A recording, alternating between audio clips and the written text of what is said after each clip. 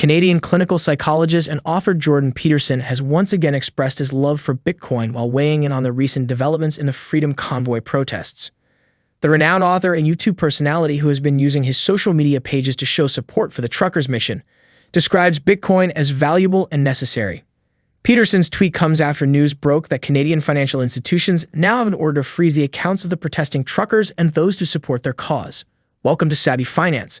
In today's video, we examine Peterson's suggestion for people who are completely dependent on traditional financial institutions and fiat currencies, using the recent developments in the Freedom Convoy as a backdrop. Please watch to the end, as this promises to be an enlightening video. Before we get into the video, we implore that you give this video a thumbs up. Thanks for your continued support. The Freedom Convoy is a series of ongoing protests and blockades protesting vaccine mandates and restrictions for truckers crossing the United States border. In 2021, both countries exempted unvaccinated cross-border truckers from COVID regulations. Canada lifted the exemption on January 15, and the U.S. did the same on January 22, 2022. The same day, hundreds of vehicles formed convoys from different points before converging in Ottawa 7 days later. Though a vast majority of licensed Canadian cross-border truckers are vaccinated, around 12,000 to 16,000 unvaccinated truckers will be affected by the vaccine mandates. Since the Freedom Convoy started, thousands of people have shown their support for the cause offline and online. One of them is renowned clinical psychologist Jordan Peterson, who has been very vocal in his support for the protesting truckers. After news broke that Canadian financial institutions had started a crackdown on bank accounts connected to the protests, Peterson proffered a simple solution that would drastically limit the government's control of the protesters. Quoting a tweet from Andrew Lawton, Peterson wrote, "And Bitcoin once again looks more valuable and necessary." Andrew Lawton, whose tweet Peterson quoted, is the host of The Andrew Lawton Show. The quoted tweet states that a credit union had shut down a bank account belonging to the convoy's not-for-profit corporation. Lawton's tweets read, Freedom Convoy spokesperson BJ Ditcher says in a Twitter space, a credit union with a bank account for the convoy's not-for-profit corporation shut down the account 5 hours ago. Sounds like the Emergencies Act is in motion. Ditcher adds that tension with the credit union was already in motion for several days. He says he doesn't think the government's Emergencies Act is so swift.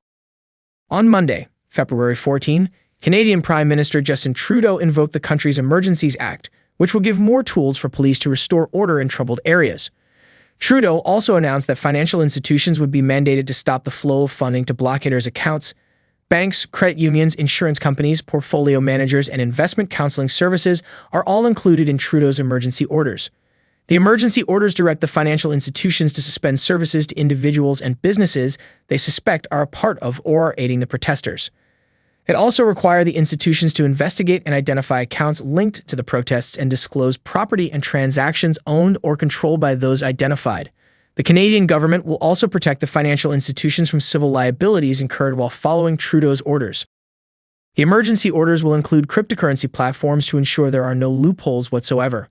However, that part of the order will be much harder to implement, bringing us back to Peterson's advice about Bitcoin.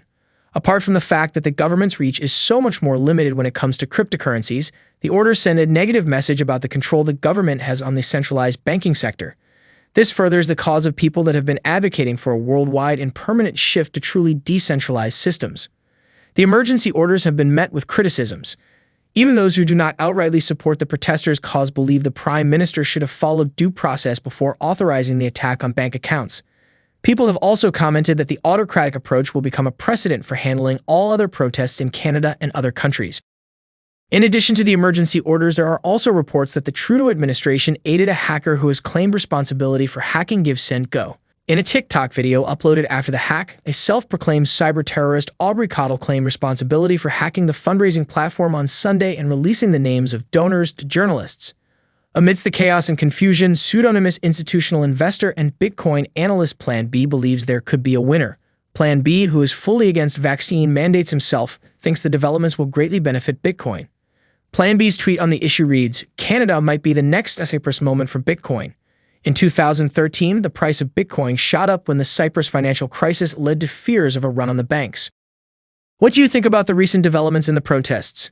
Do you think the Canadian government or other governments could launch a full-scale attack on Bitcoin and other cryptocurrencies like they did for the traditional bank accounts? Please share your thoughts in the comment section, and don't forget to hit the like button. Thanks for watching.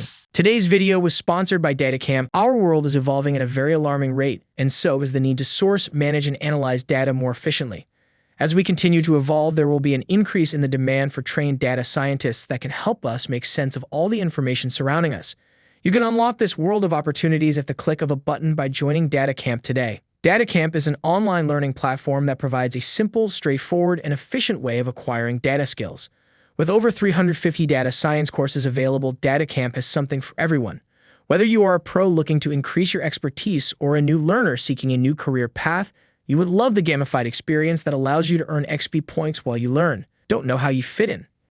DataCamp has a free assessment tool that gives personalized learning recommendations. Unlock new career opportunities today and become data fluent by clicking the link in the description box below. Our referral link lets you access the first chapter of all DataCamp courses for free, so click the link and get started on this life-changing opportunity immediately.